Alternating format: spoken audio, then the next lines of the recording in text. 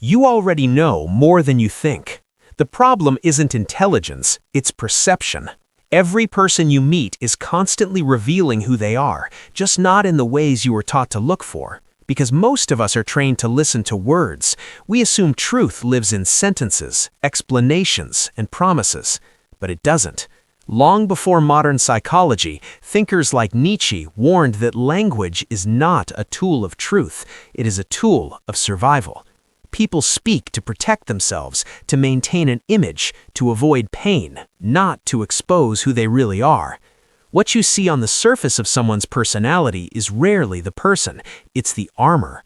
The overly kind person may not be kind at all, they may be terrified of rejection. The confident one may be collapsing internally, hoping no one notices the cracks. In the most deceptive part, most people don't know they're wearing a mask. They didn't design it consciously, they inherited it, built it slowly through experiences that taught them what was safe, what was rewarded, and what had to be hidden. That's why Nietzsche said every profound spirit needs a mask, not as an insult, but as a warning. If you confuse the mask with the person, you will misunderstand almost everyone. Here's the truth most people never learn. People leak who they are constantly, not through what they say, but through tension. Watch what makes someone uncomfortable. Notice when their tone shifts. Pay attention to the moment they laugh too long, change the subject too fast, or avoid a question that gets too close. Discomfort is the first crack in the mask.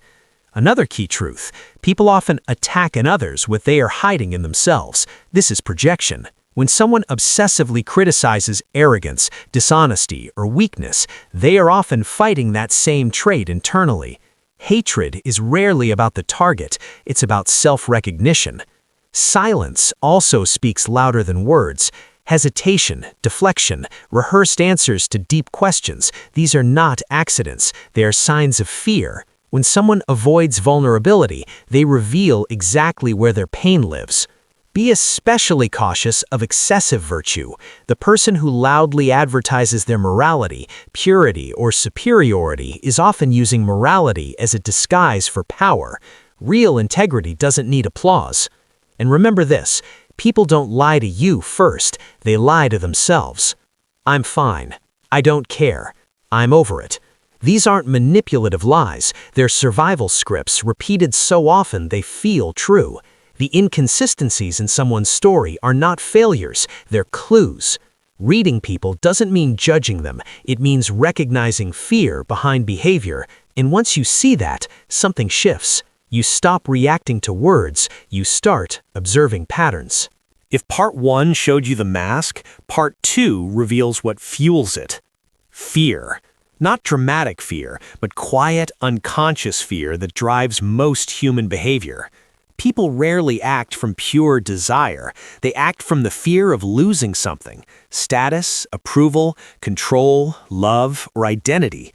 When someone over-explains, dominates conversations, disappears emotionally, or agrees when they clearly want to say no, fear is usually behind it.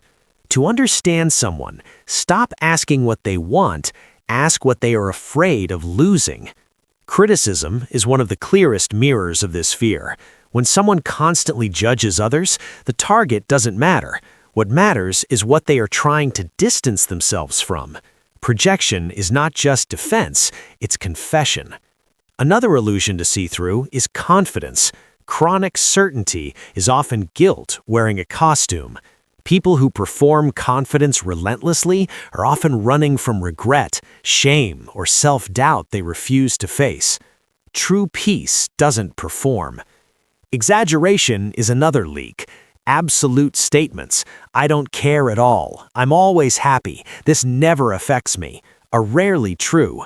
Exaggeration is emotional volume. It exists to drown out insecurity. Ask yourself, what is this intensity trying to silence? Control is another common mask.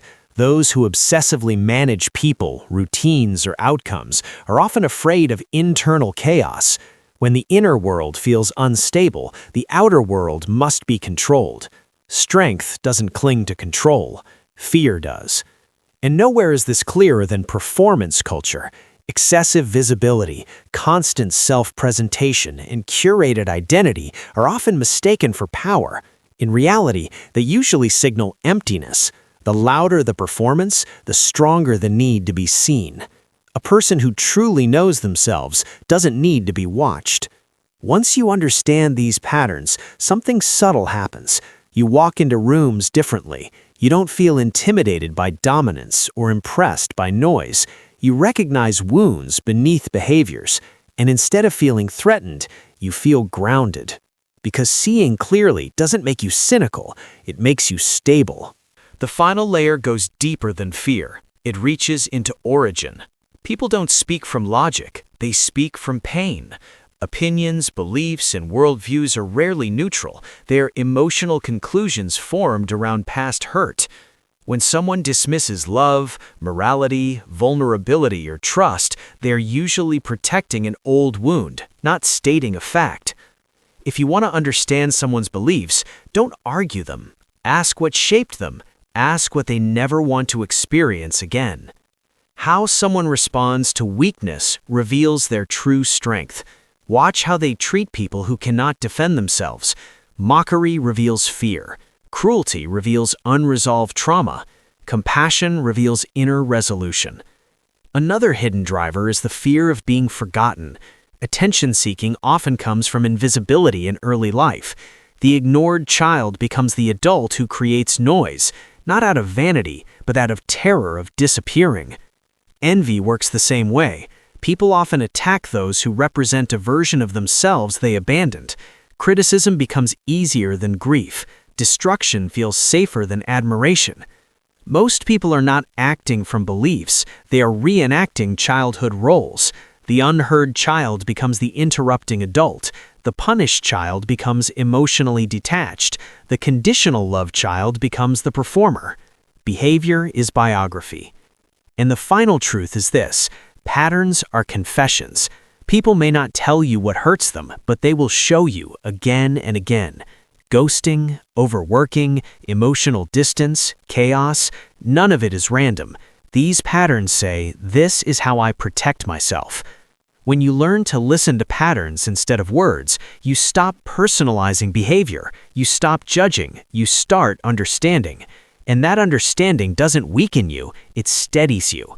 Because the ultimate purpose of reading people isn't control, it's clarity. When you see the wound behind the mask, hatred loses its grip. You don't become naive, you become unshakable. In the end, this isn't just about understanding others, it's about recognizing yourself. Because everything you judge in others points to something you carry, and everything you admire reveals something you long to reclaim. Seeing clearly is not the end of the journey, it's the beginning of awakening.